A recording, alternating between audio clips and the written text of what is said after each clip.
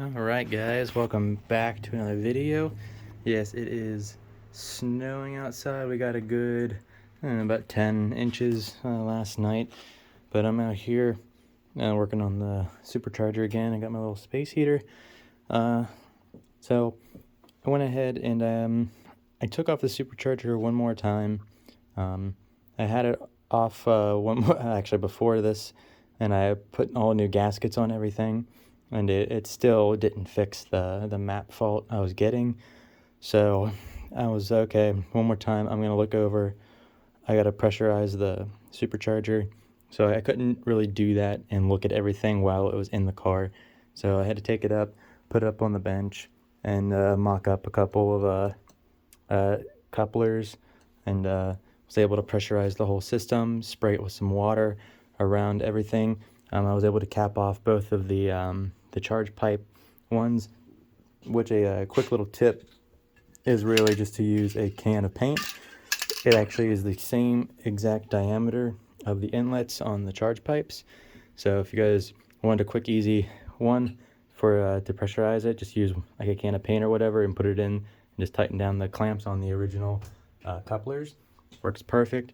And then I put a piece up on the top on the throttle body, and I was able to pressurize it. Got about 10 psi into there at first, and then sprayed it down, and I got leaks everywhere on the bottom gasket here at the throttle body.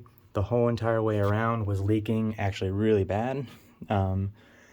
So there was one leak, and that had an OEM gasket on there, which I don't know why it would be leaking, but it was.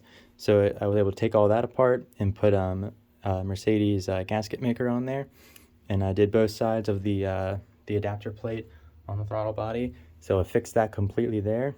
And then I had a leak coming from under the supercharger. It was right along what I thought was along this gasket right here, right on the bottom. And if you take the supercharger off and you flip it upside down, there's two basically like pins almost. They almost are very similar to the bolt holes like these, but they're on the bottom on this side. It's a flat little place on each one, and they're filled with epoxy from factory, and it was leaking air out of the one on this side. So I went ahead and I actually tore apart this because I had a new gasket for this backside of the I guess the snout or the intake part. I had a new gasket, so I put that on, torqued these down to 25 Newton meters, and then the bottom, I just went ahead and put some more high temp epoxy over it, because that's all I have to do with that, since that what was on there. So I did that. Fixed the leaks now. I'm just reassembling everything at the moment.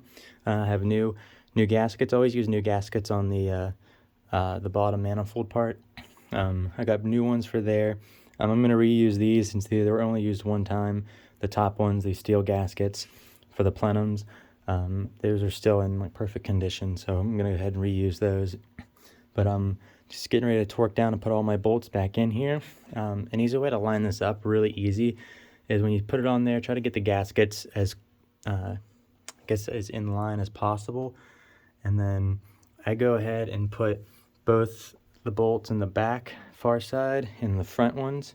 I put those in and line them up as best I can, and once you start threading those in, you can get it right exactly where it needs to be, and then all the other bolts fall in perfectly in line and they don't get junked up or anything. So that works real easy for me. It's a quick way for me to do that. So yeah, I'm going to go ahead and torque these down. The bolts to the supercharger to the intake here, they are only 23 Newton meters. So they're not very tight at all. And then the plenums are 20 Newton meters. So I'm going to retorque those again down to that spec. Do it in a cross pattern on the supercharger as well. Keep it as flat as possible. I go into like a 2 different sequence. So I'll bring it up to about like 15 Newton meters, 10 to 15 Newton meters, and do that first, and then go my final pass to do my final 23 Newton meter torque down, so everything is level as possible. I don't want anything to be offset at all here, but I think this should be fixing my issue with the leaks. So I had 2 massive leaks here. So that would explain a whole lot what's going on. So yeah, guys, that's it for right now. And then I got to go get my winter shoes put on this thing, because I need to start driving this car. My wife's started a new job, so I have to find another means to get to work instead of the Mazda. So this thing's been in the garage for months and months and months. So I got to finish this up and get it going. Yeah, I got to do some snow driving. So fun. But yeah, guys, that is it for right now. Just a quick little overview of what's going on with the car right now. But yeah, guys, if you like the videos, like, subscribe if you're not, and I'll do my best to get another video out here shortly. I'm probably going to go ahead and route my my e55 e-flex harness as well.